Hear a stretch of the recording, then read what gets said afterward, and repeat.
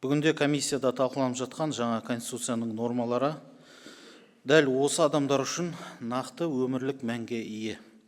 Сол нормаларға қысқаша тоқталайын, рұқсат етсеңіздер. Еңбек адамы экономиканың құралы емес, мемлекеттің басты құндылығы. Жаңа конституция жобасының негізгі идеясы мемлекет үшін ең қымбат нәрсе өндіріс көлемі немесе пайда емес, адамның өзі. Жобада әркімнің еңбек етуге, қауіпсіз жағдайда жұмыс істеуге, еңбек үшін кемсітусіз әділ ақы алуға құқығы конституциялық деңгейде бекітіледі.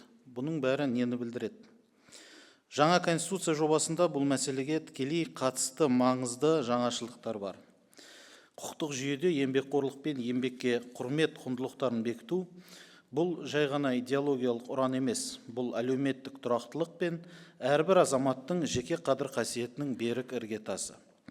Мемлекеттің еңбек ету құқығын конституциялық деңгейде бекітуі еңбек адамын экономикалық және қоғамдық өмірдің белсенді қатысушы ретінде мойындауының көрінісі. Бұл ең алдымен ертеңгі күнге деген сенім, маманның өзін-өзі қалыптастыруына, кәсіби өсуіне жігер береді. Қоғамдық құрылымның әділеттілігіне деген сезімді күшейтеді. Бүгінде еңбек ел дамуы ұғымының ажырамас әлеуметтік формасына айналды. Бұл тұрғыда қауіпсіздік пен гигиена талаптарына сай еңбек жағдайлары құқығын бекіту де аса маңызды. Қарапайым азаматтар үшін бұл жұмыс орнында денсаулықтың, өмірдің және адамдық қадір қасиеттің тікелей қорғалуын білдіреді. Яғни, жұмыс жағдайында пайда болуы мүмкін ауруларды алдын алу, өндірістік жарақаттануды азайту, еңбекке қабілеттілікті және өмір сапасын сақтау. Мұндай нормалар еңбек қауіпсіздігіне қатысты жауапкершілік міндетін, мемлекет пен жұмыс берушінің конституциялық міндеті деңгейіне көтереді. Әсіресе негізінен жалдамалы жұмыскерлерден тұратын әлсіз салаларды реттеудің нақты тетігін қалыптастырады. Адал еңбек үшін әділ сыйақы алу құқығының да ерекше әлеуметтік маңызы бар.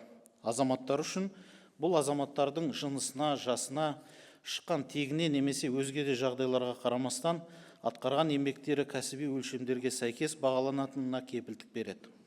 Мұндай нормалар әлеуметтік әділдікті нығайтады, отбасылардың лайықты өмір сүру деңгейіне қол жеткізу мүмкіндіктерін кеңейтеді және орта таптың қалыптасуына ықпал етеді.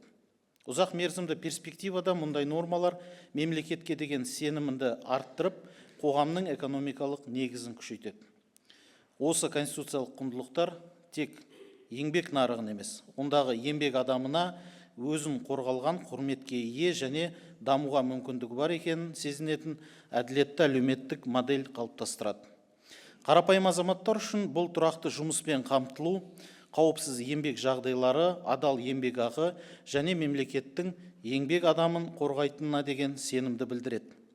Дәл осындай нормалар арқылы конституция формалдық құжаттан халықтың өмір сапасын арттыратын заңды реттеу құралына айналады.